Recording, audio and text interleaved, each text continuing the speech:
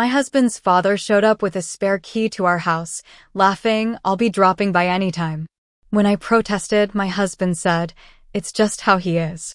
The next week, his father walked in unannounced and stood frozen when he saw what I had done to the locks. When I married Richard, I envisioned a harmonious life together in our cozy home in Savannah, Georgia. Our house, a charming two-story nestled among oak trees draped with Spanish moss, felt like the perfect place to start our journey. However, I hadn't anticipated the challenges that would come from his father, George. George was a robust man in his late 60s, with a booming voice and an imposing presence. He lived alone in Atlanta after Richard's mother passed away a few years prior. From the beginning, George had a way of asserting himself into our lives, often disregarding boundaries that most would consider standard. It started innocuously enough. One afternoon, shortly after our honeymoon, Richard and I were in the living room, sorting through wedding gifts and writing thank you notes. Without any warning, the front door swung open. Startled, I looked up to see George standing there, a broad grin on his face and a set of keys dangling from his fingers. "Thought I'd drop by and see how my favorite newlyweds are doing," he announced, stepping inside as if he owned the place.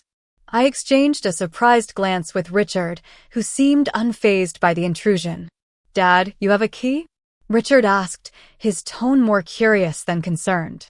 "Of course," George replied with a chuckle. "I had one made. Figured it'd be handy for me to come and go as I please. I'll be dropping by any time." I felt a knot tighten in my stomach. "George, we appreciate your visits, but we'd prefer if you could call before coming over." He waved a dismissive hand. "Nonsense. Family doesn't need an invitation. It's just how I am." After he left, I turned to Richard, hoping for support. "This isn't okay. We need our privacy."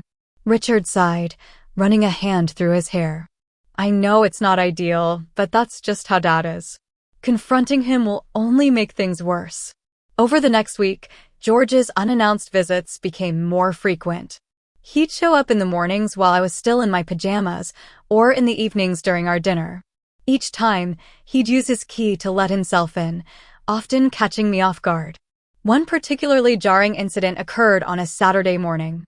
I was in the bathroom, having just stepped out of the shower, when I heard footsteps in the hallway. Grabbing a towel, I peeked out to find George standing there, looking around. "George!" I exclaimed, clutching the towel tighter. "What are you doing here?" He looked genuinely surprised. "Oh, I didn't think you'd mind. Just wanted to drop off some homemade jam." That was the breaking point for me. That evening, I sat Richard down for a serious conversation. "Richard, this can't continue. Your father is invading our privacy. I can't even feel comfortable in my own home." He looked torn. "I understand, but he's my father. He's lonely since Mom passed.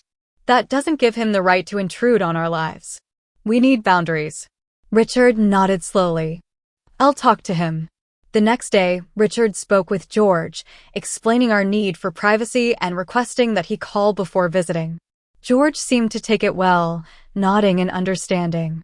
However, the very next morning, I found him in our kitchen, helping himself to coffee. Frustrated and feeling unheard, I decided to take matters into my own hands. I contacted a locksmith and had all the locks changed. I didn't inform Richard, anticipating his disapproval.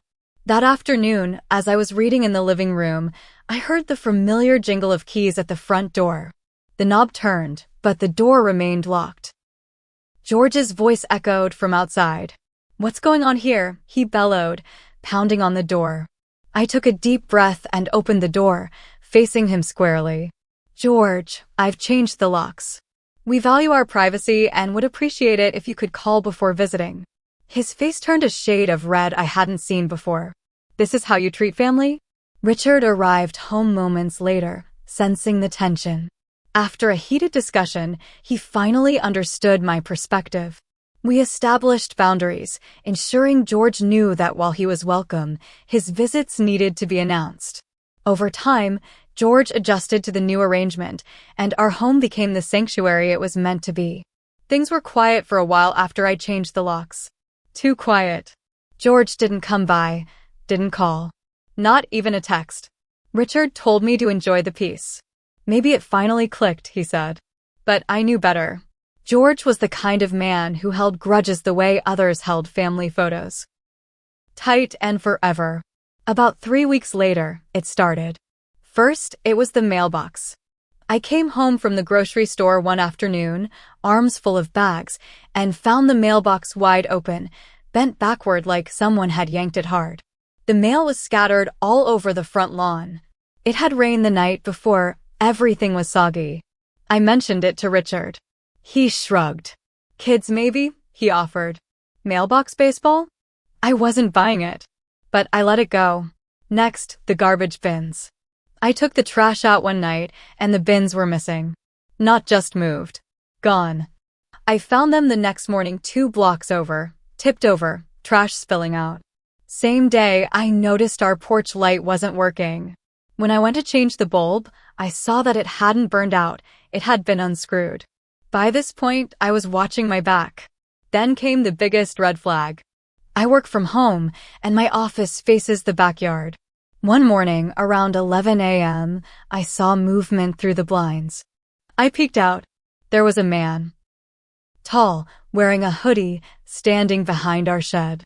He wasn't doing anything. Just standing there still, watching the house. I called out, "Hello?" He turned, calmly walked down the side of the house, and disappeared. I locked every door and called Richard in tears. I'm telling you, someone was in our yard. This isn't random anymore. Someone's messing with us. Richard sounded tired. Do you think it was my dad? I paused. I don't know. But who else would do this? Who else has a reason to? He didn't say anything. That night, Richard checked the security footage. Nothing. Turns out the backyard camera had been unplugged. Now he was worried too. We agreed to install more cameras, better ones, wired, tamper-proof. We also got a Ring doorbell for the front. For a week, nothing happened. No sign of George, no shadows in the backyard. Then one night, Richard left for a business trip to Charlotte. I stayed home. It was raining hard, wind pushing branches against the windows. Around 1 a.m. I heard a click. Not a loud noise. Not a crash. A click, like a door unlocking. My heart stopped. I grabbed my phone and turned on the hallway light. I crept toward the front of the house. And then I saw it on the Ring app. The notification. Motion at front door. 1:02 a.m. I opened the video feed. And there he was. George. Standing in the rain. Holding something in his hand. Not a key. A crowbar. I didn't scream. I didn't cry. I called 911. By the time police arrived, George was gone. But the front doorknob had deep scratches on it. Like he'd tried to force it. Maybe to scare me. Maybe worse. They filed a report. No arrest. He hadn't technically gotten inside, and the damage wasn't enough for charges. But they gave me an official report number and told me to document everything. I called Richard that night, shaking. He tried to break in. Silence on the other end. Then, okay, I'm coming home. When he got back, Richard was a different person. He confronted George the next day. I didn't go with him. He came home pale. He didn't deny it, Richard said. He just said, I don't like being locked out of my own family's life. Like he was the victim. I asked, what did you say? I told him he needs help. And if he comes near our house again, we'll press charges. I thought it would end there. But then things took a turn I never expected. A few nights later, Richard and I got into a fight. A real one. He was distant. Cold. Snapping at me over nothing. Said he felt torn between his wife and his father. Said I'd made everything worse by drawing a line in the sand. I stared at him. So you want him breaking in? Watching me from the backyard? That's normal to you. He said nothing. He slept in the guest room that night. I started feeling watched again. At the grocery store. At the coffee shop. A black SUV would show up, parked too long in the lot, then drive away when I got close. Always tinted windows. Always the same kind. When I mentioned it to Richard, he brushed it off. But I knew. Something was happening. Something else. Something bigger than just George being creepy. I was about to find out just how deep the rabbit hole went. After that night Richard slept in the guest room, something shifted in the air between us. He still made coffee in the mornings, still gave me a tired kiss on the cheek, but the warmth was gone. Like someone had flipped a switch. And then came the bank statement. I was going over our expenses one night when I noticed a $5,000 withdrawal from our joint savings, marked simply as cash withdrawal, ATM. I asked Richard about it. Oh yeah, he said, casually. Dad needed help covering some medical bills. I stared at him. So you just gave him $5,000 without telling me? He shrugged. It's family. We argued. Again. It got ugly. You let a man who tried to break into our home take $5,000 out of our savings? Without asking me? He raised his voice. He's my father. You wouldn't understand because you've never lost a parent. That cut deep. My own parents were still alive, but distant. Complicated relationship. Still, what did that have to do with this? I didn't speak to him for 2 days. Then I noticed another change. One of our new cameras' backyard, the one facing the shed, went offline. The app said disconnected.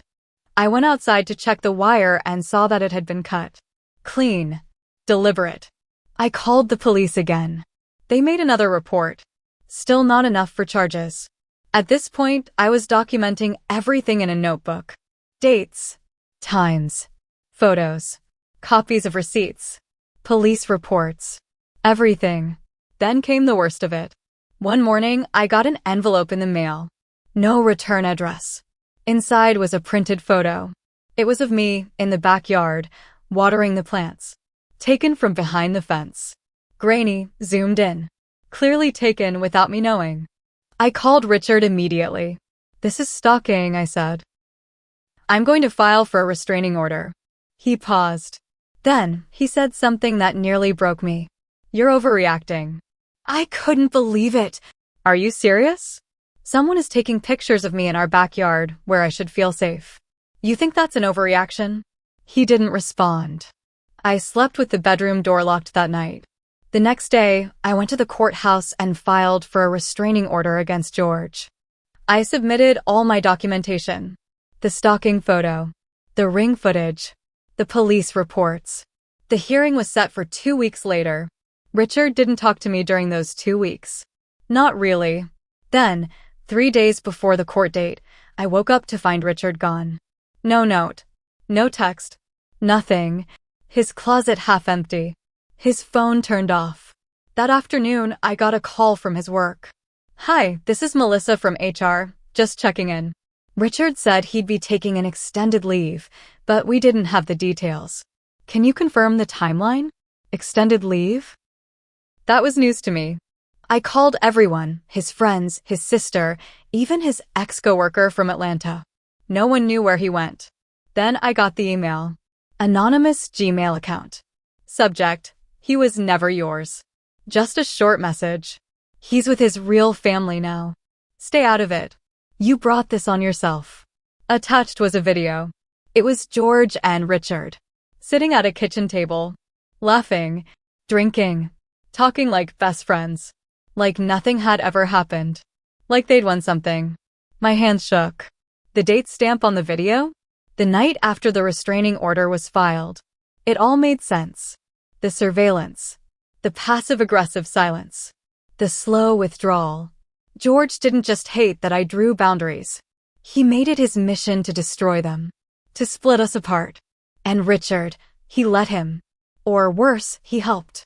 This wasn't just about showing up unannounced. This was a long game. And I was just starting to see the full picture. After that video, something inside me broke. Not just heartbreak. Not just betrayal. It was something colder, sharper. A part of me that stopped caring about keeping the peace. I stopped waiting for Richard to come home. I stopped pretending this was just about a man who didn't respect boundaries. This was a war. And I was done playing defense. First, I hired a private investigator. A quiet woman named Dana who didn't flinch when I showed her the photo and the video. Stalking. Emotional manipulation. Property damage. This isn't just creepy behavior, she said. This is a pattern. And I'll find out where he is. Took her less than a week. She tracked Richard to an address in North Atlanta, George's house. But what she found there wasn't what I expected. Richard wasn't just crashing with his dad. He'd moved in, changed his mailing address, filed paperwork to remove himself from our joint accounts. He even removed my name from his emergency contact list at work. It was like I never existed. I filed for divorce the same day. Now, this is the part where I admit something. I didn't just want to leave clean. I wanted them to hurt. I went through every document, every record I had access to. You see, before this mess, I'd helped Richard and George file some joint paperwork for a property investment. I still had copies. What they didn't know was that the property, a rental duplex in Marietta, had never been correctly transferred. George thought he owned it. But Richard, out of laziness or stupidity, never completed the deed transfer. Technically, on paper, I still owned 50%. So I sold my half to the noisiest, most difficult short-term rental company I could find. They immediately turned George's quiet rental unit into a rotating circus of college kids, bachelor parties, and weekend raves. Blaring music, trash everywhere, complaints from neighbors, all funneled back to George, who still held responsibility for the management of the property. City fines started stacking up. HOA got involved. George lost his cool and tried to sue the rental company. They countersued him. Then I reported his unregistered Airbnb to the city. Tax fraud. Unlicensed operation. And since he'd collected rent under the table for years, the IRS got involved too. Meanwhile, I found something else. While going through old paperwork for the divorce, I came across a stash of receipts in a folder Richard had forgotten to clear out of our shared Dropbox. One of them was for a storage unit. Curious, I drove there. Told them I was his wife. Gave them my ID. They let me in. Inside? Boxes. Old ones. Some from his college days. But also photos. Notes. A burner phone. Printed screenshots of our Ring camera footage. Of me. That's when I knew. It wasn't just George. Richard was in on it the whole time. The stalking? The pictures? The unplugged camera? It wasn't just his father acting out of spite. It was the two of them. I brought everything to my lawyer. We added stalking and emotional abuse claims to the divorce petition. Filed for damages. Also handed the storage unit info to the police. I waited. Then the day finally came. Court. George showed up in a wrinkled suit, looking pissed. Richard came in behind him. Slimmer, stressed, his once perfect hairline starting to pull back. He wouldn't meet my eyes. When it was my turn to speak, I told the truth. Everything. The gaslighting. The break-ins. The surveillance. The financial betrayal. The complete destruction of my safety and trust. My lawyer handed over every report, photo, video, and document. The judge didn't say much. Just listened. Took notes. At the end of it, I walked out with a protective order, full ownership of our house, and a court order for Richard to pay me monthly spousal support for 3 years due to emotional and financial manipulation. Oh, and George. Turns out the IRS takes reports seriously. He was audited. Hard. And when they found years of undeclared income from that duplex, combined with the zoning violations and HOA lawsuits, they froze his accounts and put a lien on his house. Richard ended up having to pay part of George's legal fees. And me? I moved out of Savannah. New job. New city. No contact. But the best part? 1 year later, I got a message from an unknown number. Everything's falling apart. I made a mistake. Can we talk? It was Richard. I stared at the message for a long time. Then I blocked the number. Some mistakes you don't come back from. Some doors, once locked, should stay that way. Forever.